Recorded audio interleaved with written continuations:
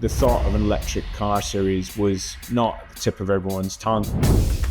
They're not exactly the most aspirational cars, and so it was an incredibly difficult business to get off the ground.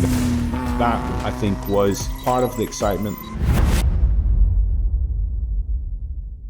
Hello and welcome to the Sports Pundit Podcast, the show for people shaping the future of sport. Driven by my curiosity working in the industry, I've brought together leading executives to host conversations with decision makers across innovation, marketing, media, finance, and performance, unpacking their strategies and industry-shaping ideas. Welcome to this episode of the Sports Innovation Podcast, where today Andy had to take one for the team due to time zones and interview Ali Russell. Well, I appreciate having to take this one for the team because it was a really fun conversation to have. So I'm going to maybe try and set up more of the interviews for unsociable hours for yourself so that I get to steal the conversation more often. I got to chat with Ali and I'm excited to share it with both yourself and all of the listeners. It comes on the back of some really good timing in terms of just prior to the episode. I think I was doing the research the day before and all of the announcements came out. So I look like I've planned this really well when actually there is a little bit of coincidence to this. But yeah, all of the announcements came out around them launching their new sort of hydrogen World Cup in Saudi. So previously Extreme H was known as Extreme E. They made that transitional pivot across to hydrogen, which is something we talk a bit about. Ali also was previously part of the founding team at Formula E before that, so has some experience when it comes to sort of sustainable motorsport. And yeah, we're joined by him. He's the managing director of the series, and we go into a little bit of depth on how they're using motorsport to help accelerate, no pun intended, innovation around hydrogen fueled vehicles. It's actually reminded me a lot of the airspeeder conversation I previously had with Jack Withenshaw, where again they were using racing and motorsport as a way to kind of try to speed up the evolution and advancement of a certain technology, in that case eVTOL. Ali's also held roles at Rangers and QPR and Hearts, so it was interesting to kind of get the explanation from him on how he's brought things across from that world.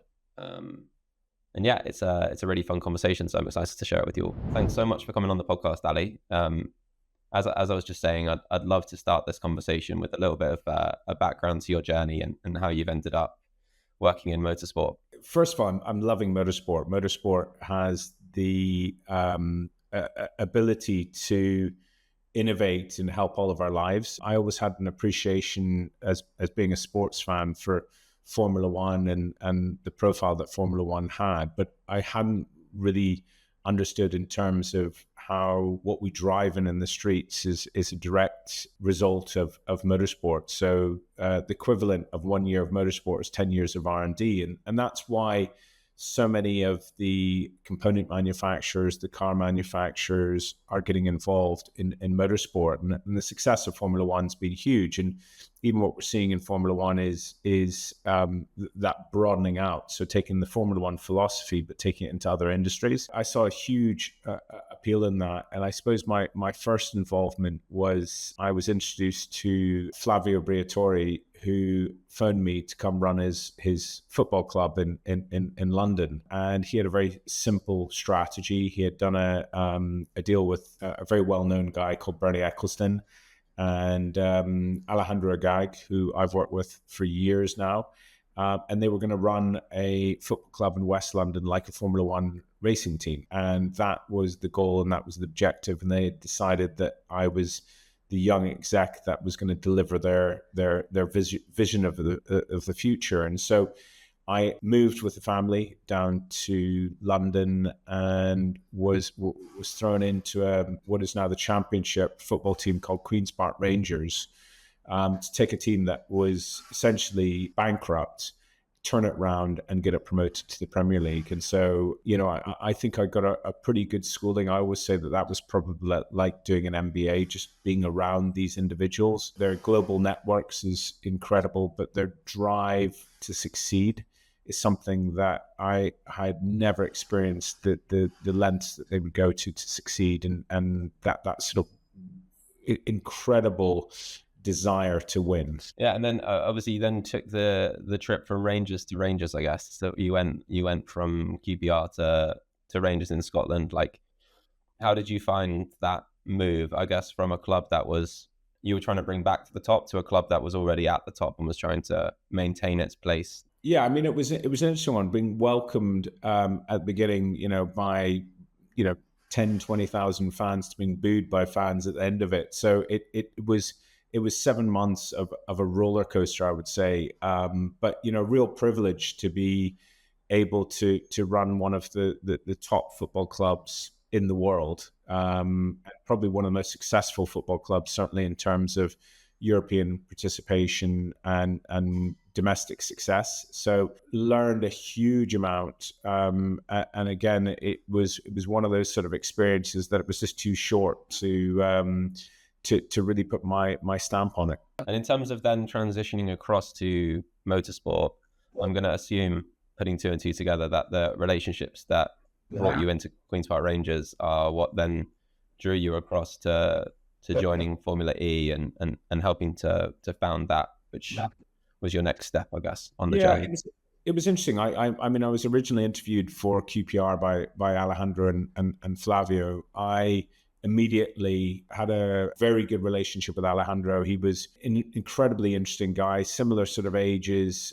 He had done quite a lot in politics and quite a lot in GP2, which is F2 now. He was quite compelling in terms of what they were looking to do. And so I was looking at what next after football, and I'd been involved in Hearts of Midlothian Football Club, Queen's Park Rangers and Glasgow Rangers. And so really I was looking at what other opportunities were available, and I reconnected with Alejandro, and he talked about this vision of an electric car championship. And I have to say, he was incredibly compelling.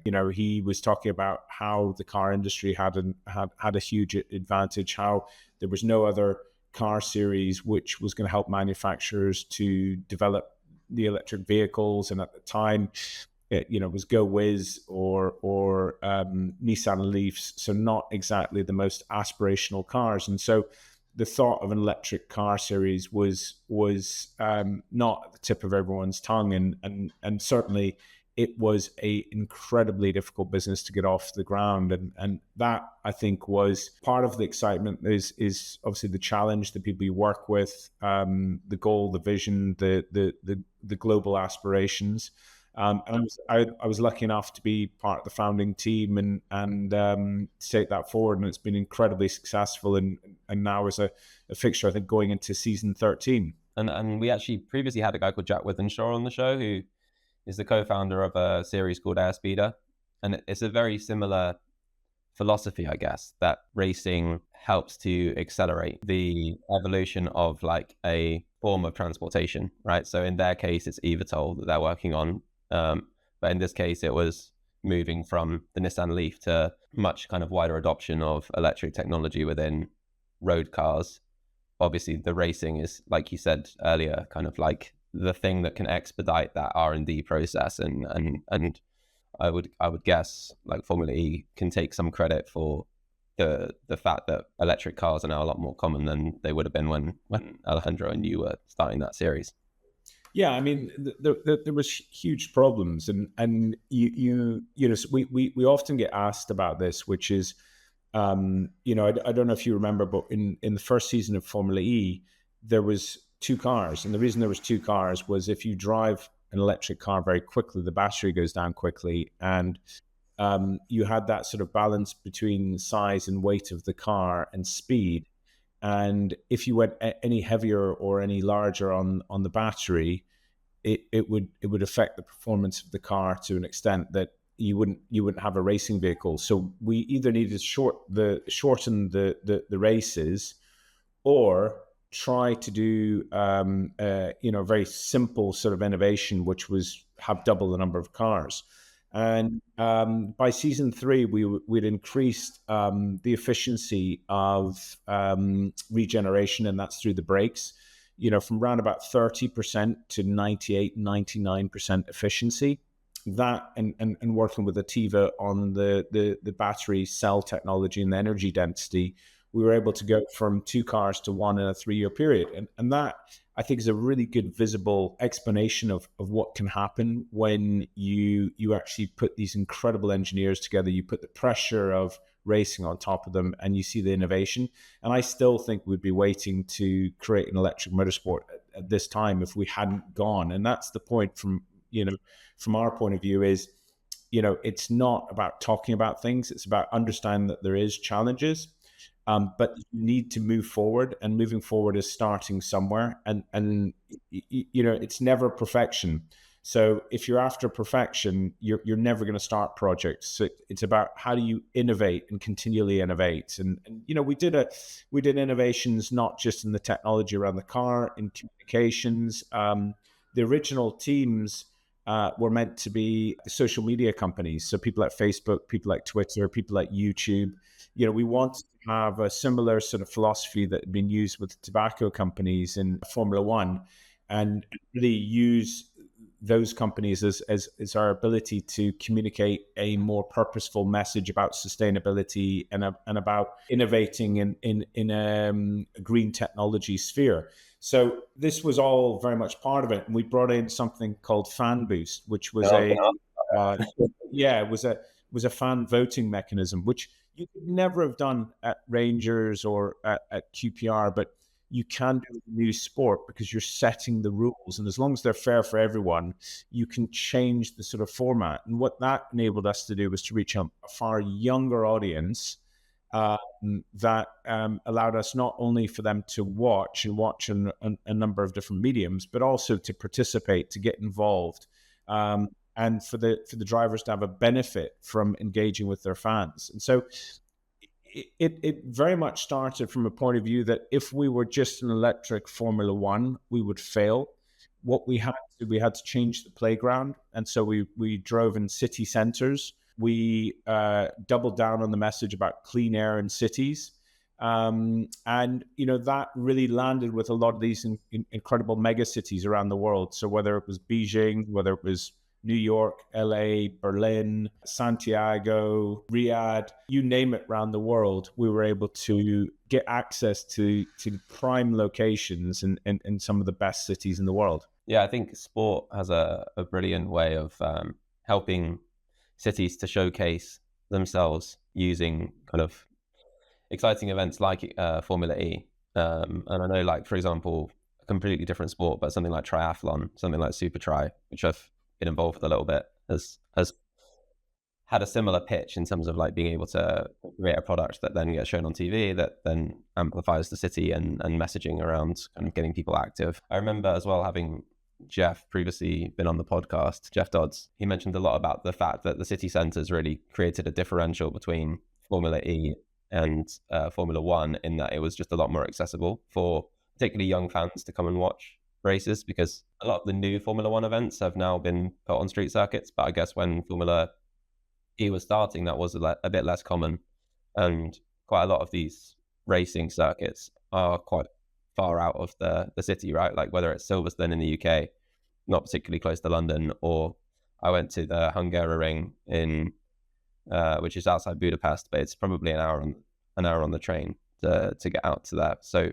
the fact that you're right in the city centre means, I guess, awareness of just locals in the city is going to be so much greater, which I guess is important when you're starting something from scratch. Yeah, I think we didn't have the heritage that Formula One had. We didn't have the relationships with those tracks, so it's arguably whether those tracks would allow us to have done our business. But I think the philosophy behind it was very visionary, which was bring sport to the people. At that time, Formula One wasn't very prevalent on online platforms. We were very prevalent, so we had very much a strategy around reach, around going as far and wide as possible, making content free, so that we were able to get the message to as many eyeballs as possible. And I think that's been a fundamental strategy that we've taken right through in our business. And I'll talk about Extreme E and I'll talk about Extreme H later. But ultimately, it started very much with Formula E with a strategy of how do we ensure that there is no barriers to consuming this sport? How do we position it, in people's streets so they walk by it, but also on their television sets or on their phones or on their tablets? Let's have this on everywhere. And, that was very much the play as well for bringing in the big manufacturers. So when you think of the number of manufacturers that have come into Formula E with, the likes of Nissan, the likes of Renault, even Porsche, Audi, Mercedes, BMW, NIO from China, Mahindra from India. The reason that they've all come in is, yes, it's great for R&D, but it's also a message about electrification. And we brought the whole ecosystem around electrification together. And so naming partner in terms of ABB, that all came from this desire to get the message out, to grow the category, but also create those relationships between governments and business with consumers. This podcast is produced by O6, but more than just being a production partner, they're also active members of the Sports Pundit community. Having seen the work they're doing across the industry up close, working with leading F1 teams and Premier League clubs, as well as top creators, I'm so delighted to now have them on board and helping to elevate this show to a new level. My first experience, I guess, of Extreme E was, I think I randomly scrolled across it on a live stream on Twitter and then ended up watching for probably 45 minutes the rest of the race. Being where the people are works to a certain degree. But just to make that transition across from Formula E to Extreme E first, and now what is now Extreme H, what was the thought process behind launching another electric powered motorsport, right? So you had one. What was the thought process behind kind of launching another one? Yeah, well, I think what we were seeing is there was competitors coming. So you look at NASCAR is dipping its toe in. You had electric touring cars. You had World Rally going or Rallycross going electric. So there was competitors coming along, and we felt that we could do innovation within the off-road space. So off-road has always been, let's say, the poor cousin to single-seater racing, the Formula One and the Formula E style racing. And we felt that we could be more dynamic and really dial down on the purpose aspect. And so the core of Extreme E has very much been about racing in locations across the world that are suffering from climate change. So taking that clean air and cities message and that sustainability message, but actually taking it to these communities across the world that maybe haven't been able to tell their stories, but to tell that story through sport. And the important thing here is that sport is incredibly sticky. So if you're going out with a documentary or news, you tend to influence or communicate with the same group of people. So we call it a bit of an echo chamber, is that the people who believe about climate change believed about it 10 years ago, 20 years ago, and they still believe about it. There's a great deal of the population globally that maybe don't have the understanding, the education, and maybe aren't inspired to make small changes. What we are is a championship about discovery. And that discovery is about showing people and enabling, we talk about science and we talk about sustainability and making it sexy. We think sport is sexy. It's a glue that brings it together. It's an environment where they can learn through their stars. And we find that cuts through where maybe many other forms of communication don't cut through. So we went to the ice cap, the Arctic ice cap in Greenland, and we were able to race not on the ice cap because we felt that would potentially show us damaging the ice cap, and that wasn't the message. But an area where the ice cap had melted away down to climate change.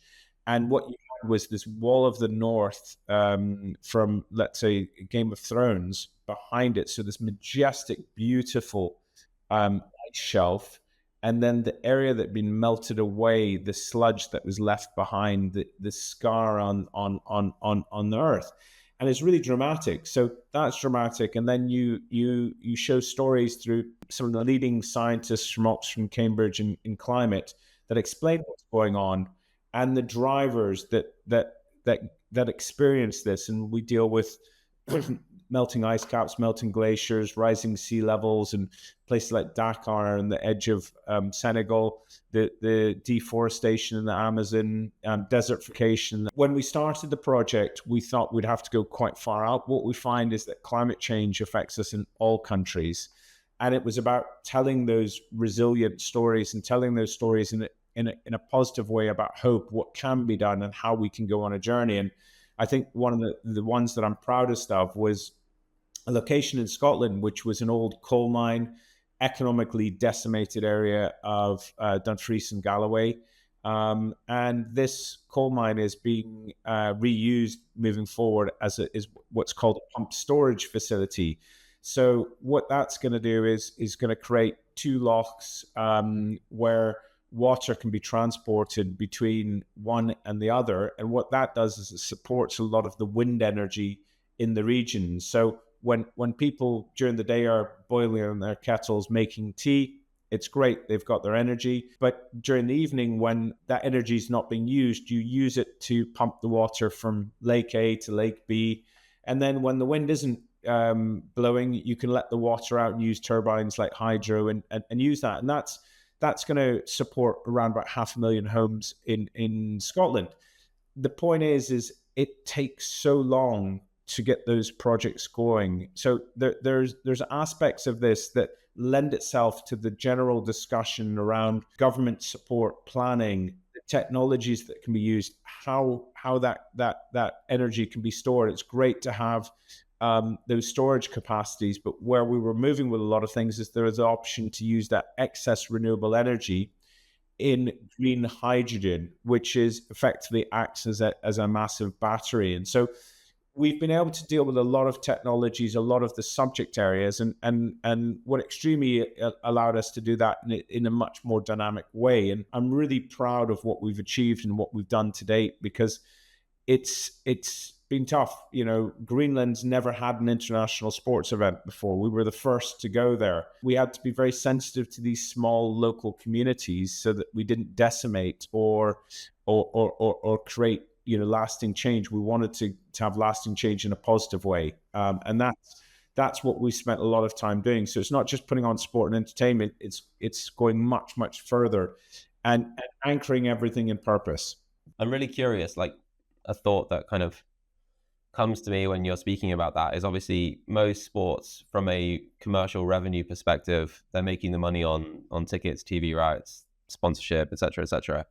When it comes to both Extremely and I guess when you're at Formula E as well, like, so much of the goal is around purpose and kind of like building new technology and accelerating new technology.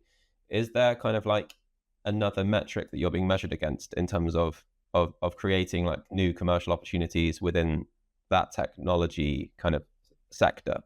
Like, is there like benefit for you commercially in terms of generating that new technology and being able to benefit from that, or is that all? No, it's a really interesting question, and the answer for both Formula E, Extremely and Extreme H is we are platforms. So we're agnostic, and what we create is we create platforms for businesses to come in and develop their own technology on the existing platform that we've got. So whether it's the car, whether it's the infrastructure, what we do is we very much help to facilitate, help to accelerate, help to create that fair competition, and ultimately help to amplify the messaging of what's being done and the story behind it. Okay.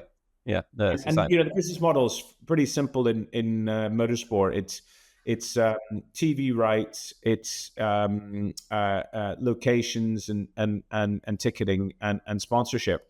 We happen to look at TV rights as being very much a long-term aspiration.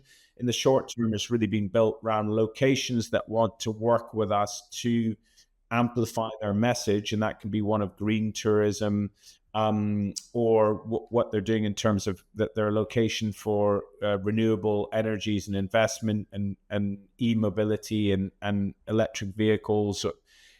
Those are the sort of messages that governments want. And then you get into the softer side of things. We have men and women racing.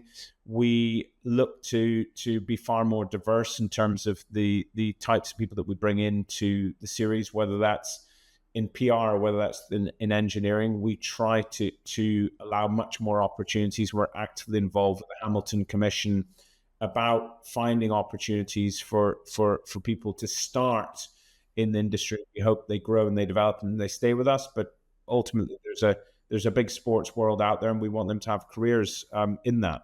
You referenced something that really stood out to me that first time I came across Extremely. That the thing that really hooked me was the fact that they did the driver changeover, right? So, and you talk about innovation going beyond the obvious innovation is obviously it's an off-road race. You're taking the storytelling that you're doing around the different areas that you're taking these races to, technology that's being developed, etc. But I think another innovation that I really liked within Extreme E was the fact that you had the male and female driver both basically completing a lap time, and it was the combined time of the two drivers, right? So, I mean, there's other sports pushing for male and female competition, but I haven't seen anyone else do it in a way where it's the joint score of the two, right? So my sport being cricket, I kind of thought like, I think I maybe mentioned this to Julia just on a text message once, that it would have been a fun idea for the 100, for example, when they do the back-to-back games, for it to be like a T20 test match where you have like the innings of the women and the innings of the men's scores combined kind of thing. But yeah, I haven't seen anyone else do that. So I'm curious where you got the idea from and how you thought about that.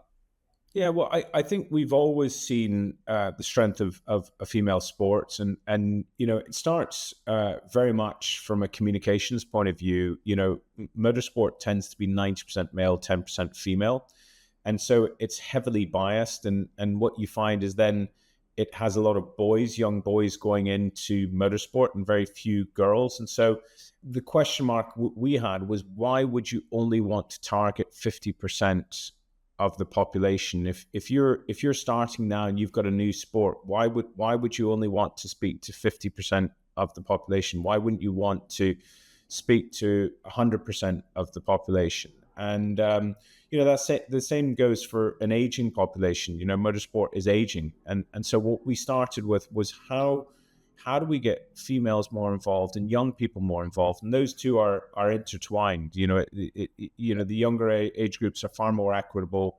They get far more integrated in sports and in subjects at school. So they come out far more equal than certainly my generation, the generation above me, would have been. The creative stimulation here was looking at parallel sports, and was looking at Wimbledon. And I know Wimbledon is quite far from racing in the middle of Greenland, but ultimately mixed doubles is a very fair game. Each team has a male and a female tennis player. Each of our teams has a male and a female race. They both have equal time in their seats. And it's super simple, and it embarrasses me to say it, but I think it's the biggest opportunity for motorsports is that integration. There's no physicality, certainly limitations in our sport. We don't have the G-force that you have in Formula One, but in Extreme E, the male and the females can operate the vehicles just as well. And what we've seen is over a period of 4 seasons, we've seen the average times go from over 4 seconds between the male and the female driver to around about a second, and that's lowering. And that's with a very small number of females going into the sport. If you imagine that there was equal numbers going into the sport, you would have men beating women, women beating men. And we're hoping that we will have parity this year in Extreme H, and we will have women beating men and men beating women, because that's the way that the world is. So why shouldn't our sports? And so I think that's one of the major advantages here, is that we can give aspiration to kids at school. Boys and girls can both aspire to be a driver like Katie Munnings or Seb Loeb or Carlos Sainz or Laia Sainz. It's having that sort of equality. And I think that's been I always call that our superpower, because it has not been put in there as some sort of half-baked idea. It's an essential part of what we do. It is our DNA, and it's worked. It's given females opportunity, and they've proved that they're as good as the men. And I think that bodes well for motorsport. So we will be copied, and I look forward to the day that we are copied. I mean, I definitely think people should be trying to copy that, and obviously take their own spin on it, right? The same way that you can take inspiration from mixed doubles, someone should be taking inspiration from the way that you've approached it. But it starts at looking at macro business and looking at how do you connect, what's your audience, how do you redefine a sport? Because if you start with making an electric world rally, you've got all the heritage of World Rally. It's very difficult to go after an existing sport with one with a slightly different power source. You need to be dramatically different, and you need to have your own values which connect with your existing customer and your future customer. And that's why we and Formula E have really doubled down on what we're doing in terms of equality, what we're doing in terms of sustainability, what we're doing in terms of diversity and inclusion. And I think those are attributes to be proud of, because which of us wants to have our kids growing up in a world that isn't better in all three of those areas. And it's not to say that we're perfect, because we're not, but we're better, and we're trying to be better. So I guess it would make sense now to maybe pivot towards the pivot that you guys have made, which is moving from E to H in the alphabet and in the energy source that you're using to fuel the cars. Yeah, it's really an opportunity. And I think I talked about Alejandro being a visionary. I don't think that the world was really, everyone says, an electric racing series was always going to happen. But I think Alejandro saw the potential early. And we've been discussing this for a while. We've done races around the world. We've been using hydrogen as a fuel component for our series, and because you can store it, you can bring it around the world. We use green hydrogen that's produced in Neom in Saudi Arabia, and we transport that throughout the world. So it's not a new energy source. We use a big fuel cell on site, which then charges the batteries and the drivetrains. And what we're doing is we're focused on alternative mobility solutions for a more sustainable world. So if you think that there's electric vehicles and we think they'll work incredibly well in cities, we think hydrogen's the solution for longer journeys, those places around the world that don't have resilient grids.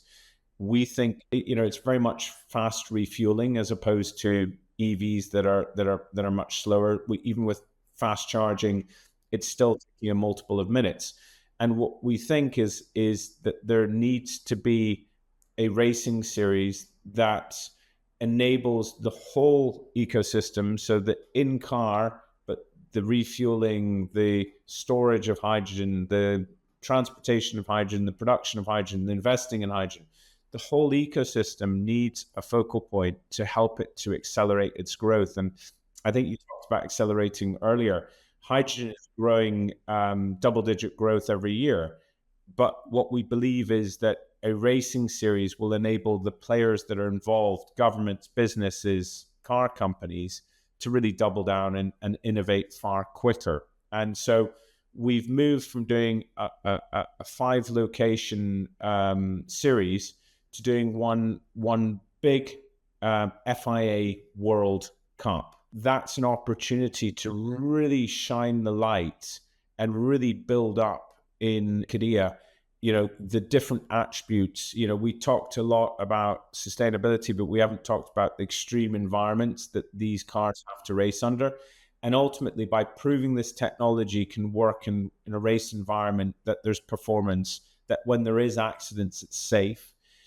If we can prove all those sort of aspects, people start to dream about, the hydrogen cars exist. Hydrogen cars have performance. Hydrogen cars are safe. Hydrogen cars are getting better. Hyundai, Toyota, BMW produce hydrogen vehicles.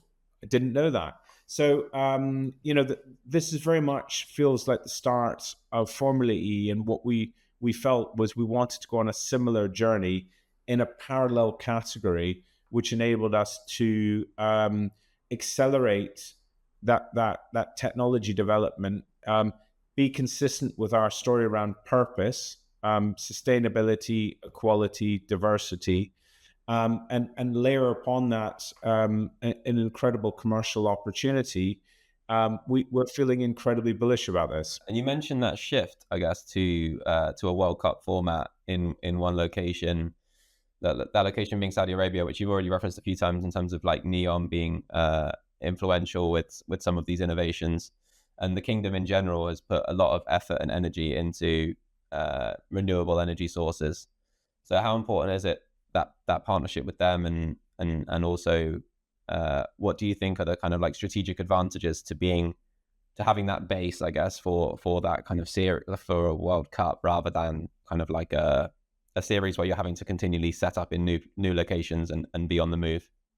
Yeah, I think the massive opportunity is the Crown Prince has developed Vision 2030, which is really about life after oil, or making the kingdom less dependent on oil and gas, and looking at renewables to be a key part of that strategy, and hydrogen being a key part of it. So we found a country that we're very much aligned with the technology growth and acceleration.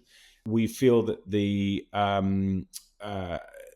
5-race format suits us so much better, because what we're able to do is to have consistency of appointment to view, and so it builds over the 5 days rather than 5 different locations around the world where we were moving everything by ship, and so there was 2-3 months between races. It's very hard to build up momentum with an extreme E style calendar. And so the World Cup format allowed us a deeper level of engagement with the FIA, and we felt that was incredibly important.